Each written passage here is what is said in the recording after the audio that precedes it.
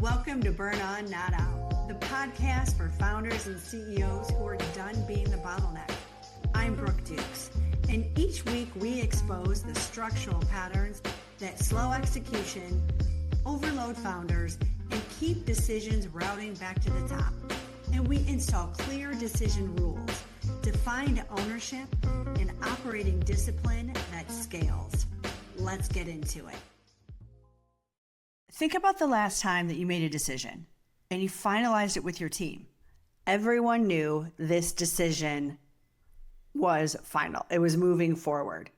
Then, usually happens for me, if you're anything like me, happens about 3 o'clock in the morning.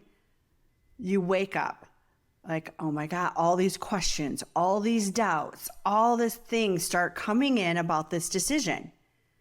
The next day, you revisit it. And you open back up that decision for further contemplation. So what I've learned, because this has happened many, many times with me. Anytime I have reversed a decision, it's never about new information that came in. It was exactly what I just described. 3 a.m., fear, oh my God, what did I do? Did I make the right decision?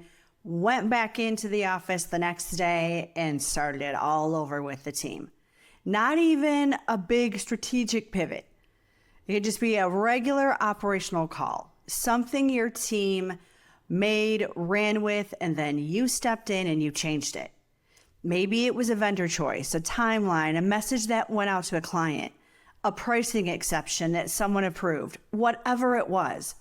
At some point, the work was in motion, the decision was made, and you stepped back in. You said, actually, let's think about this a minute. Maybe we need to do it this way instead. So here's what I want you to think about.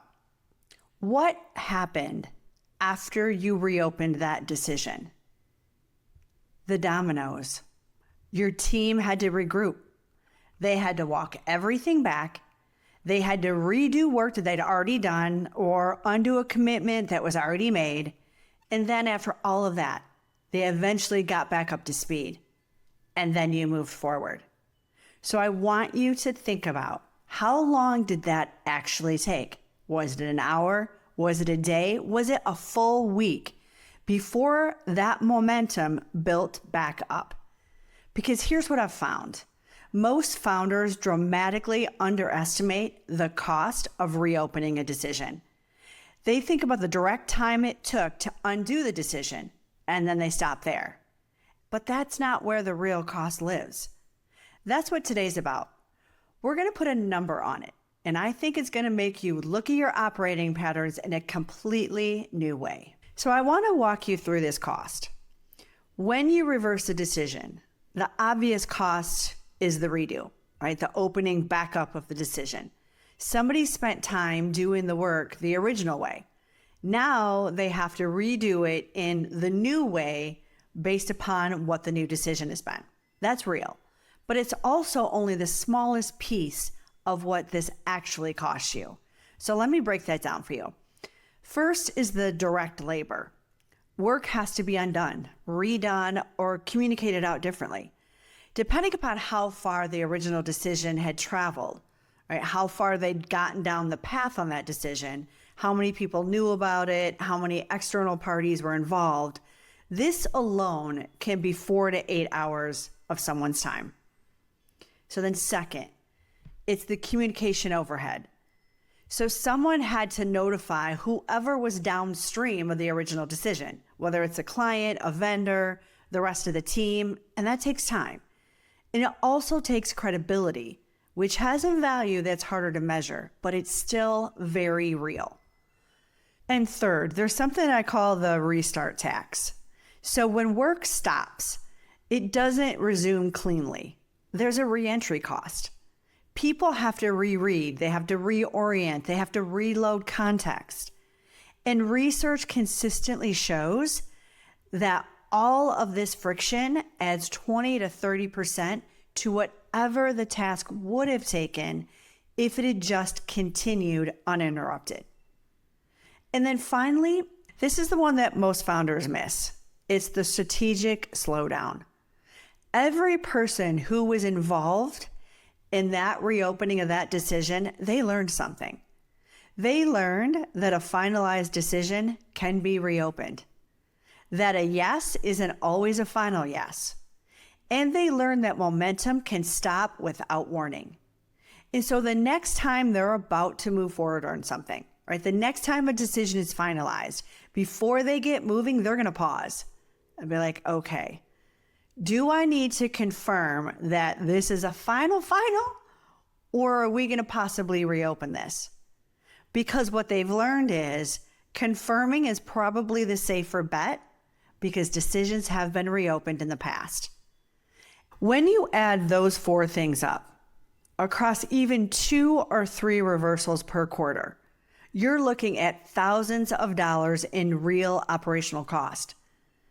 Conservatively, a single reversal costs $2,000 to $5,000. And the higher the stakes of the work, the higher that number climbs. Here's the piece that's even harder to see and arguably even more expensive. When you reverse a decision, you don't just create a task for your team to redo. You send a message. And the message isn't, let's get this right.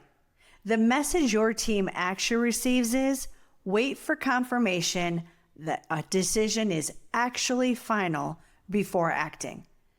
Because your team isn't looking for reasons to slow down. They're not looking for reasons to waste their own time, right? To go down a path and only this and to pause. And no, most people that you've hired, they genuinely want to get things done. They want to move quickly on every decision that you make, but they're also rational. And the rational response to unpredictable reversal is to pause, to confirm that, is this actually direction that we're going in? So when that happens, they start pre-stalling. Before bringing an idea to you, they hedge it. Before executing on a decision, they float it. Before sending something externally, they do a double check. Now, maybe not every time, but enough times that the friction compounds. And the crazy part is, you can't see this happening. It's subtle. The pre-stall is invisible. You don't see the email that didn't get sent because someone was waiting for a signal. You don't see the proposal that sat in a draft folder for a week while someone tried to read your mood before presenting it. You don't see the action that didn't happen because the last time they acted without checking, the direction changed. Prior to BMD, I worked with a consulting firm. And the founder, he was, I will arguably say, top 5% in his industry. Visionary, amazing ideas. I mean, really game-changing, world-changing ideas, which was a double-edged sword because we would get the team moving in one direction and this amazing idea would come in. And he'd come in, okay, nope, the team wouldn't even they might get a quarter way down the road on the decision he had just made before he would have another great idea. And the team would have to pause. We'd have to discuss it. Does this make sense? And he was such an amazing influencer that we're all like, wow, you're right. That is amazing. So we'd start going down this other path. It happened time and time again. And we couldn't figure out why the company wasn't getting traction. We had amazing people.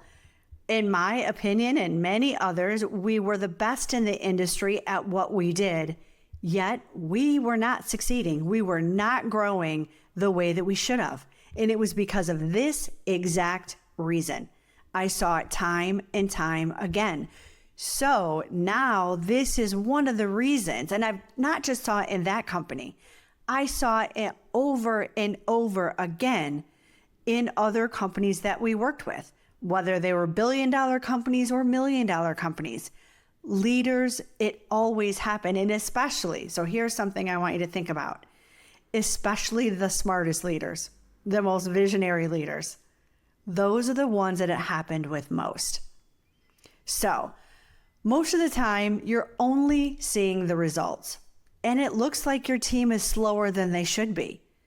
I even thought that in the past company, like, man, why isn't this team moving faster? I had no idea because it looks like they're being overly cautious. And they might even have a confidence issue. But it's not a confidence problem. It's a conditioned problem. Usually blind response to an internal structure that they were taught by you. Now let's talk about the compounding effect of this problem, because this is where the numbers really start to hurt. One reversal doesn't just cost the reversal. It brings additional ongoing execution for weeks.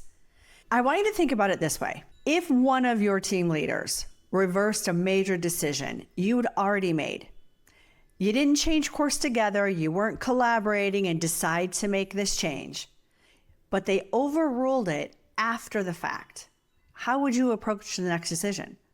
Would you move as fast? Would you commit just as fully? Or would you pause and keep a plan B in your back pocket just in case? Well, your team is doing the same thing, and the effect multiplies across every person who not only participated in the decision reversal, but every person who witnessed it or was affected by it. So here's a quick exercise I want you to do this week. It's not complicated, it won't take long, just an honest self-assessment. How many decisions did you reverse in the last quarter? Now, I want you to think about the decisions that you reversed that work was already in motion. For each one, estimate how long it took for the team to fully get back up to speed. And for the people that were most involved, did their output volume or decision-making pace change in the 2 weeks after? Did things seem to slow down after the reversal? Most founders who actually do this exercise come back really surprised. They're shocked at how much it affected all of the work that happened in that quarter, not just from that one decision. It affected every execution for the entire quarter. So don't get me wrong. Sometimes changing course is exactly the right call, but the ripple effect can be much longer and wider than you actually accounted for. So the question isn't, should I just never change direction? Of course not. The question is, does my current structure make decision reversals more likely than they should be? That's what you want to ask. Is the way that you're handling decisions, is it causing your team to pause? Is it causing execution to stall? Is it causing decision reversals? Because if it is, you're paying a premium on every course correction you make. And the solution isn't figuring out how to stop the correcting. As I said, sometimes it needs correcting. The solution is to catch the decision earlier at the right level before they're already in motion. So here's what I'd like to leave you with. The goal isn't to never change your mind. Leaders who never change their mind, they're not better leaders, they're just rigid leaders. The true goal is to build a structure where the right decisions reach the right people early enough so that when a change is needed, it costs as little as possible for everyone, but mostly for you. Most of the reversals I see founders make are for one of two reasons. Either the decision reached them too late, after significant work had already been done in a direction that they didn't fully endorse, or the decision shouldn't have reached them at all. It was within someone else's authority, but there was no clear structure saying so, so it floated back to the founder out of habit. Both of those are structural problems. They're not judgment problems. When you design the structure correctly, when you define which decisions belong to which roles, at what threshold, with what information, the decisions that reach you are the ones that should reach you. And the ones that don't reach you get resolved by the people who own them, with clarity and without having to loop back. That's what the CEO Decision Reset is built to do. It's not about making fewer decisions. It's about making sure the right decisions are reaching the right people in the first place. And when you build that, the reversal rate doesn't just go down because you're more careful. It goes down because the structure has already sorted the decisions before they land. The link to the Decision Reset is in the show notes. If what I described today sounds like something that's happening inside your company, go check it out. I'll see you next week. Thanks for listening to Burn On, Not Out. If decisions are still flowing back to you, don't just take take notes, install structure. Watch the CEO Decision Reset to see exactly how the founder bottleneck forms structurally and what gets installed to remove it. The link is in the show notes.